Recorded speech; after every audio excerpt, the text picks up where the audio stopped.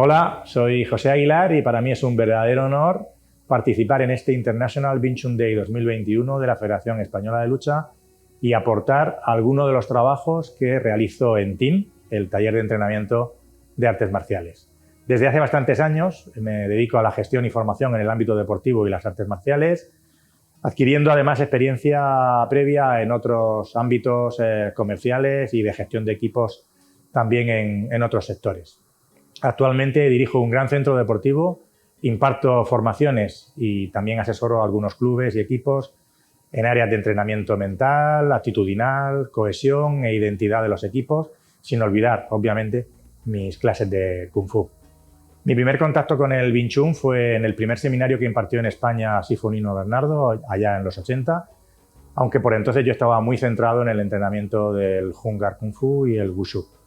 Muchos años después, comencé mi formación de Wing Chun con la Organización Española de Wing Chun de con Sifu Salvador Sánchez y con los hermanos Gutiérrez, Sifu Víctor, Sifu Javier y Sifu Pepe, coincidiendo con muchos de los maestros e instructores que actualmente hoy enseñan tanto en España como en otros países. También fue en los 80 cuando comencé a enseñar Wushu y ya a principios de los 2000 impartí las primeras clases de Wing Chun en la escuela de Sifu Salvador Sánchez y actualmente mantengo la enseñanza en el taller de entrenamiento de artes marciales del Centro Deportivo Verdolay en Murcia. El taller de entrenamiento de artes marciales surgió para dar continuidad en el entrenamiento y formación del grupo de monitores de Wing Fight Murcia. Pretendíamos un espacio para implementar herramientas para la mejora del entrenamiento provenientes de otros sistemas, así como de las ciencias del deporte y la actividad física, la psicología y otras materias que nos pudieran aportar crecimiento para nuestro entrenamiento. En la actualidad, además de las clases de grupo y entrenamientos personales, ofrecemos servicios de asesoramiento y formación a escuelas y equipos con las herramientas de mejora que hemos probado antes en nuestro taller de entrenamiento, provenientes, como decía antes, de ciencias de la actividad física, la psicología, el coaching deportivo, la inteligencia emocional, así como, evidentemente, también la gestión deportiva o el marketing para escuelas de artes marciales. Puedes informarte en nuestra página web de entrenamientoyartesmarciales.com, en la que encontrarás además un blog de artículos y entrevistas, así como un buscador de escuelas, cursos y eventos de todo tipo de artes marciales y deportes de combate. La masterclass de este Wing Chun Day, al igual que en anteriores años, recoge estas inquietudes y este trabajo del taller de entrenamiento de artes marciales y va enfocada para que podáis incorporar estos conceptos y herramientas a vuestro entrenamiento, siempre que os parezcan evidentemente de interés. No pretendo enseñaros Wing Chun, probablemente alguno de los que estéis viendo esto sepáis bastante más que yo, pero sí estoy convencido que puedo ayudaros a que mejoréis vuestro Wing Chun y el de vuestros alumnos. Para ello, vamos a hablar de algunos aspectos del proceso psicológico de la atención que pueden mejorar nuestro Wing Chun.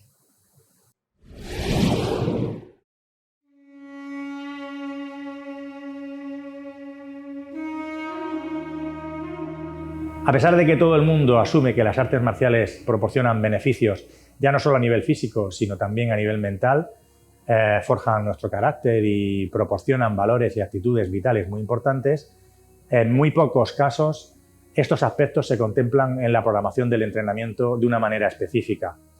Sabemos que la parte mental es fundamental tanto en competidores como en un combate y también en el entrenamiento tradicional, pero esperamos que esto se desarrolle con la práctica marcial o que ya sean propias del individuo, del alumno. Son más bien cuestiones que suponen que van implícitas en el entrenamiento y, por tanto, no las programamos. Pero, sin duda, prestar atención a aspectos mentales nos va a hacer que mejoremos nuestra competencia técnica, táctica y estratégica de nuestro Kung Fu, así como conseguir un desarrollo más óptimo de los alumnos y de los equipos, lo que evidentemente repercutirá en la mejora de los resultados de las escuelas. En esta sesión vamos a ver algunos aspectos de la atención que nos ayudarán a mejorar nuestro Wing Chun. Evidentemente no podemos profundizar todo lo que nos gustaría, ya que algunos puntos dan para mucho desarrollo, detalles y matices que nos llevarían varias sesiones y que luego podríamos aplicar evidentemente tanto en el entrenamiento como en el combate. La atención es uno de los procesos psicológicos básicos de mayor relevancia implicado en la captación y procesamiento de la información y también en la respuesta que emitimos. La importancia de la atención para cualquier actividad nos invita a aprovechar los numerosos estudios científicos que sobre el proceso atencional hay para entenderlo mejor, cómo funciona y, por supuesto, para aplicarlo en nuestra práctica del Wing Chun.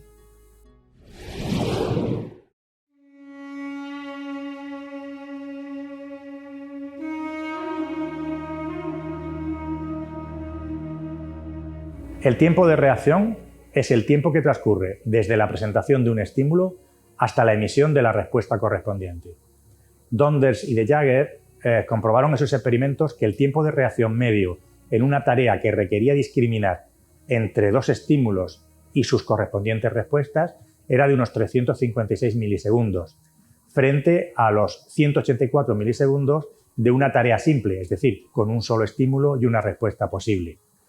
De Jager interpretó que estos 172 milisegundos de tiempo extra en la tarea de elección se debía a los procesos de discriminación entre los estímulos y la emisión de la respuesta correspondiente. Posteriormente, Merkel demostró que el tiempo de reacción de elección se incrementaba conforme lo hacía el número de alternativas de estímulos y respuestas, probablemente debido al aumento de la incertidumbre respecto a las respuestas a emitir. En su experimento, cuando el número de alternativas pasó de 2 a 10, el tiempo de respuesta medio se incrementó desde unos 300 milisegundos a más de 600. Basándose en estos estudios, Hick y Heyman ampliaron su investigación, dando a conocer la ley Hick-Heyman, que establece una relación logarítmica entre el tiempo de reacción y el número de elecciones.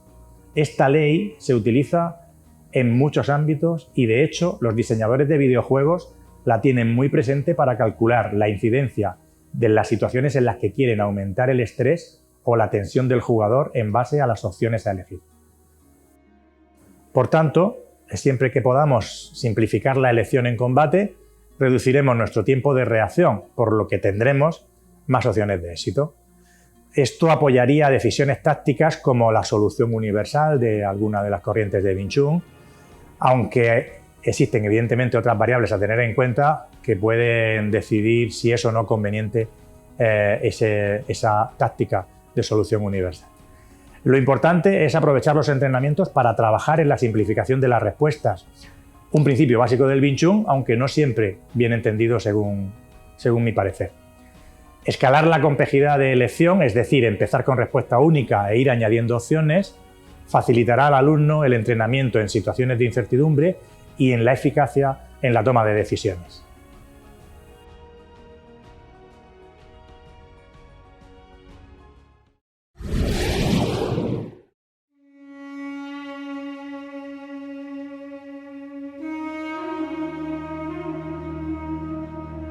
En los experimentos sobre el tiempo de reacción, los investigadores percibieron la existencia de una disposición o preparación previa hacia el estímulo que tenían que detectar y la respuesta refleja que se les solicitaba.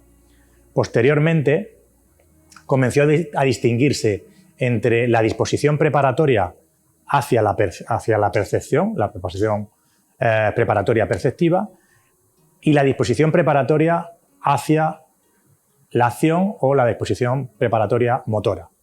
En la disposición perceptiva, el enfoque de la atención se dirige completamente al estímulo, lo que supone lo que se denomina una apercepción, que es una percepción consciente que requiere de máxima atención y, por tanto, un acto intencional de la voluntad, lo que da como resultado respuestas más lentas.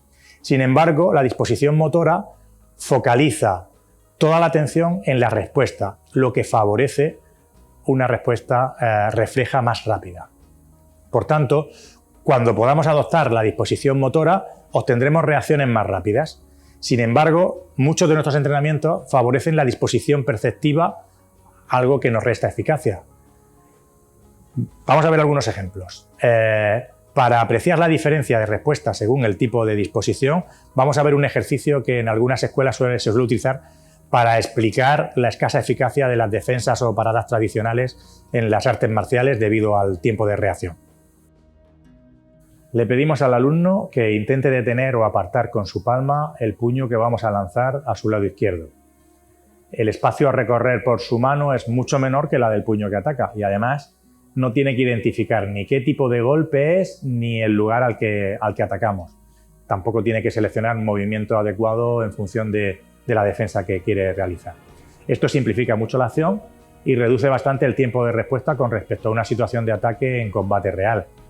Aún así, el alumno siempre llega tarde, ya que el tiempo de detección del inicio del movimiento atacante junto a la orden ejecutiva de lanzar la mano defensora es mayor que el tiempo que necesita el puño del atacante para recorrer la distancia, aunque sea mayor. Este es un ejemplo clarísimo de disposición perceptiva. Toda la atención está en el estímulo, en detectar el movimiento del atacante para posteriormente reaccionar. Pero, ¿qué ocurre si le pedimos que adopte una disposición preparatoria hacia el movimiento que tiene que realizar? ¿Conseguiremos, centrando la atención en la respuesta motora, una mejoría? La respuesta evidentemente mejora con respecto a la disposición perceptiva y no se trata de un efecto de la habituación al ejercicio, ya que en la anterior disposición el resultado es el mismo aunque se repita varias veces. ¿Qué ocurre en muchas ocasiones en nuestro entrenamiento o enseñanza de artes marciales o concretamente del Wing Chun? Pues que favorecemos el hábito de la disposición perceptiva. El alumno, cuando empieza, pone todo su empeño en ser capaz de detectar las sensaciones del movimiento del profesor o el movimiento del compañero. Y además recibe un feedback positivo al mejorar esta capacidad. A todos le animamos, qué bien lo han notado, es una maravilla. Y esto evidentemente aumenta la motivación en esa disposición perceptiva. Por tanto, el objetivo se desvirtúa creyendo que lo importante es la capacidad de detección de los estímulos, cuando en realidad lo que debemos buscar es mejorar la capacidad en emitir nuestra respuesta, o sea, en realizar nuestro movimiento que anule el suyo o bien de nuestro movimiento de ataque. De hecho, los monitores y alumnos avanzados muestran un rol diferente cuando entrenan a un alumno que cuando reciben ellos la instrucción. En el momento de, dar trabajo, se adopta conscientemente una disposición motora, con la atención en nuestra respuesta y en el momento de recibirlo, sin embargo, cambiamos a una disposición perceptiva, nos dedicamos a leer. Y muchas veces la diferencia de nivel que apreciamos en los practicantes no lo marca la experiencia, sino esa disposición que el sujeto está adoptando en el movimiento, en el momento de realizar la práctica. Esto se aprecia especialmente mucho en el Chi Sao. Evidentemente hay que trabajar la capacidad de escucha. Es muy importante que el alumno mejore en esa capacidad de lectura de los movimientos del contrario, pero sin olvidar que el objetivo de esa lectura no es la percepción en sí, sino ser capaz de responder. Así que cambiar la actitud reactiva por proactiva, siendo conscientes de ello desde el inicio, nos va a dar una mejora mucho más rápida. Y esto, fundamentalmente, cuando es un trabajo libre, tenemos que hacer un especial hincapié en que adopten esa disposición motora. La salida o respuesta primera a un ataque o agresión, el Lat Sao, los drills, cualquier trabajo tanto a nivel técnico como de sparring, mejorará mucho si incorporamos de una manera consciente esa disposición motora, si lo incluimos como uno de nuestros objetivos en el entrenamiento.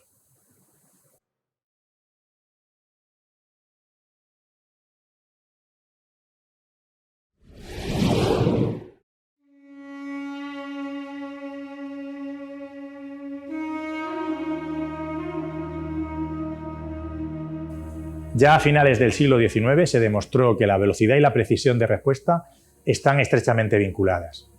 Una alta disposición a responder puede disminuir el tiempo de reacción, pero con un coste en la precisión. Es decir, a mayor velocidad, aumento de errores. Un ejemplo de esto lo tenemos en los atletas, en los tacos de salida, que pueden llegar a quedar eliminados por la anticipación en el disparo inicial. De esta manera, debemos valorar el equilibrio, velocidad de respuesta y precisión en el balance de beneficio y coste que luego nos va a suponer. Además, debemos tener en cuenta también que la posibilidad de cometer un error aumenta con el número de alternativas de respuesta, por lo que facilitar respuestas simples o con pocas alternativas mitigará la imprecisión derivada de la velocidad en la respuesta, de esta anticipación que buscamos. Sobre el tratamiento del error en la práctica de las artes marciales hablamos ya en la masterclass del International Wing Chun Day de 2018. También puedes leer sobre ese tema en nuestro portal web entrenamientoyartesmarciales.com.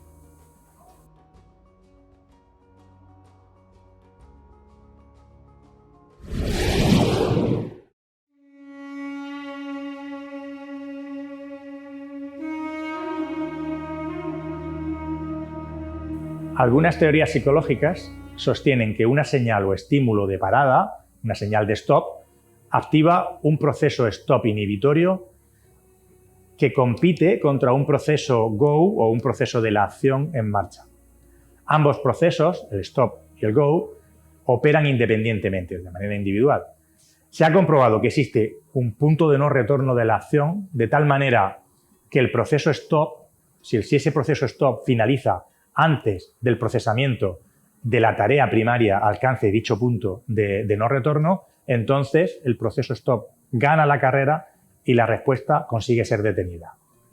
Esto es importante para todas las situaciones en las que, bien por un error en nuestra percepción o por un movimiento posterior del adversario, tanto si es intencional como de casualidad, no es conveniente ejecutar la respuesta que estábamos iniciando, ya que de esa manera nos expondríamos o a un golpe o a una contra que nos podría entrar con bastante facilidad.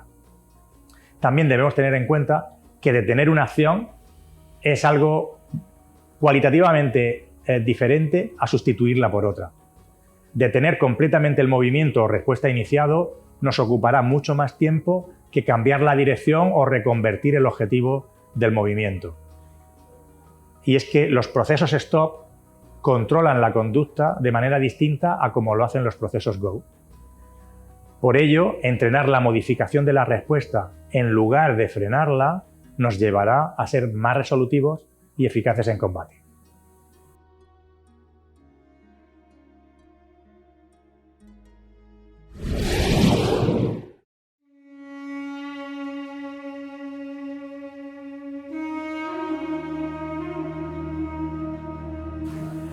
Carlson y Song realizaron un experimento en el que se apreciaba que conocer por anticipado el operador generaba una expectativa sobre las metas de la tarea, lo que suponía un beneficio frente a conocer el operando, que no rebajaba el tiempo de resolución. Experimentos posteriores demuestran que el beneficio de saber por anticipado qué hacer en lugar de con qué hacerlo es un fenómeno generalizado tanto en las tareas numéricas como en las tareas espaciales. Basándome en esto, decidí probar en el entrenamiento propio y posteriormente con mis alumnos si trabajar premiando el qué hacer frente a con qué hacerlo, es decir, la táctica y estrategia frente a la técnica o herramienta concreta, aportaba beneficios en la práctica de las artes marciales. Los buenos resultados no tardaron en llegar. Y ya en mi masterclass del Wing Chun Day de 2015 exponía que si convertimos la herramienta en objetivo de entrenamiento, corremos el peligro de olvidar los verdaderos objetivos a conseguir.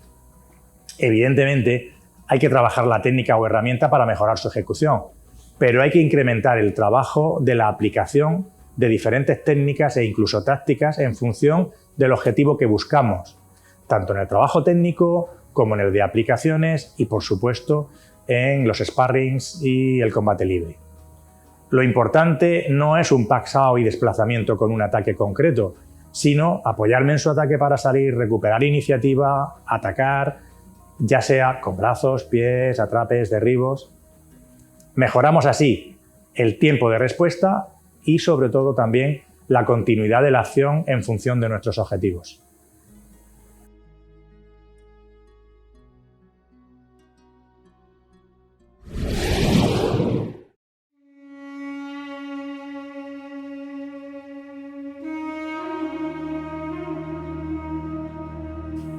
El proceso de la atención requiere un consumo de gran parte de los recursos cognitivos disponibles en cada momento. Ya William James decía que el hábito disminuye la atención consciente necesaria para ejecutar nuestros actos. Cuando una conducta se automatiza, la demanda de recursos atencionales disminuye. El hábito, la repetición, facilita la automatización de nuestros movimientos, respuestas o conductas, permitiendo que puedan realizarse sin interferir o ser interferidas por otras acciones o conductas que puedan estar realizándose y que demanden de esos mismos recursos. Las conductas automatizadas son independientes del control atencional voluntario, sin que muchas de las ocasiones seamos conscientes de la ejecución de las mismas. Por tanto, la repetición de patrones de respuesta facilita la automatización.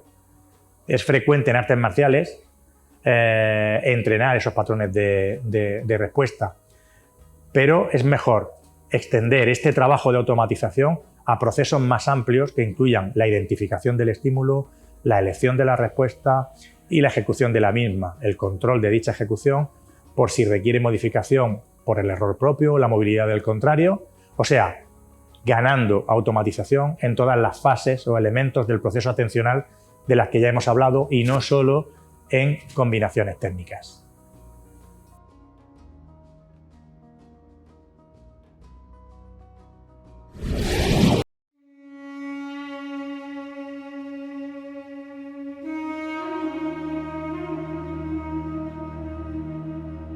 Se denomina consciencia situacional al resultado de mantener activa la representación mental dinámica de las situaciones, que incluye toda la información necesaria para la acción que queremos realizar, con los procesos que nos permiten percibir, los procesos que nos llevan también a poder comprender dicha información y también los que nos permiten predecir lo que sucederá en un futuro cercano. Es decir, conciencia de qué ocurre, por qué ocurre, qué va a ocurrir a continuación y qué puedo hacer.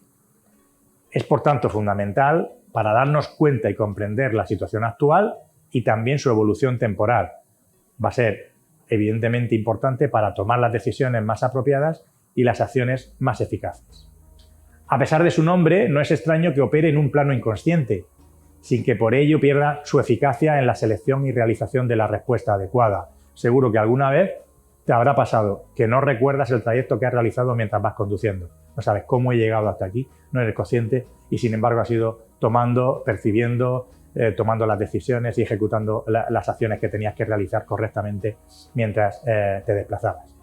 Dada su importancia, se han desarrollado diferentes métodos de entrenamiento de la consciencia situacional, especialmente para cuerpos del ejército, para pilotos de aviación y otras profesiones, donde el manejo de la información de la situación es muy importante.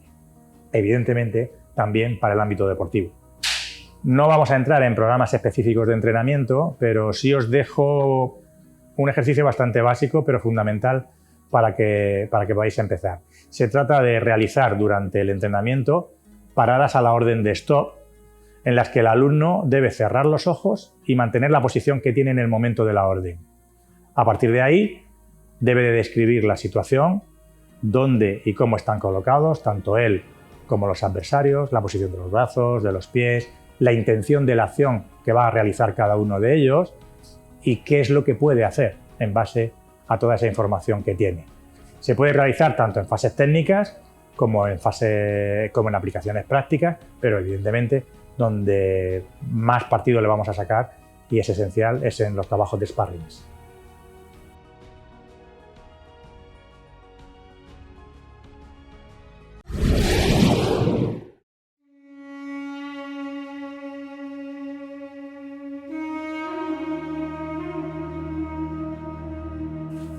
El término arousal hace referencia al estado de activación general fisiológica y psicológica del organismo. Esta activación varía en un continuo que va desde el sueño profundo hasta la máxima excitación. Es un tema de gran importancia en psicología, también en neurología y fisiología y sobre todo tiene grandes aplicaciones en investigaciones sobre rendimiento, motivación, atención, estrés, condiciones ambientales para realizar ciertas tareas y trabajos, con lo cual su campo de aplicación es muy amplio.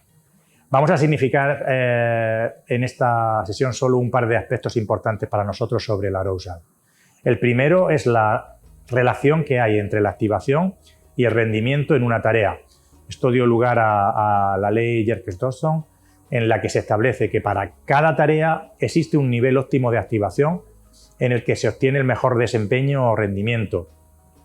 bajando la eficacia o ese desempeño, tanto cuando la activación está por debajo, pero también cuando está por encima de ese nivel óptimo de activación, generando así una relación en forma de U invertida, frente a la intuición natural que nos llevaría a pensar que cuanto mayor sea la activación o la motivación de una persona, mejor resultado tendrá.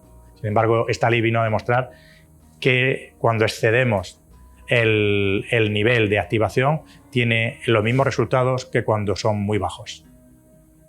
El segundo aspecto a tener en cuenta es que un nivel alto de activación favorece la selectividad de la información, mientras que un nivel bajo de activación favorece atender a múltiples estímulos. Es decir, en función de lo que demande la realización de una tarea o la acción que debamos emitir, el nivel óptimo será más alto si requerimos seleccionar información concreta de todos los estímulos que recibimos, por ejemplo, el inicio de una agresión, y de hecho esa activación alta nos llevará al conocido efecto túnel, reduciendo nuestro foco atencional, lo que para unas cosas es beneficiosa, pero para otras evidentemente puede ser muy peligroso. Por el contrario, si requerimos atender a muchos estímulos, como un enfrentamiento con varias personas o una situación amenazante, donde existen muchos elementos a los que prestar atención, así como opciones de escape, etc., el nivel de activación óptimo será más bajo en caso de poder controlarlo, claro. Hay numerosos estudios sobre el rendimiento deportivo y el nivel de activación, y también cómo influyen estos dos aspectos que hemos visto de la activación en las situaciones de estrés, como el caso de una situación de agresión o amenaza en la calle. Entender los niveles óptimos para nuestros objetivos de respuesta y entender esas situaciones para ajustar la activación que nos proporciona el rendimiento deseado es una tarea que no debemos dejar a un lado si deseamos que la eficacia de nuestros alumnos. Evidentemente, conseguiremos mejores objetivos si incorporamos, tal y como expusimos en su día en nuestro artículo, entrenando lo supuesto y no dejando que sea el entrenamiento en el que probablemente vaya haciéndonos ganar estas competencias.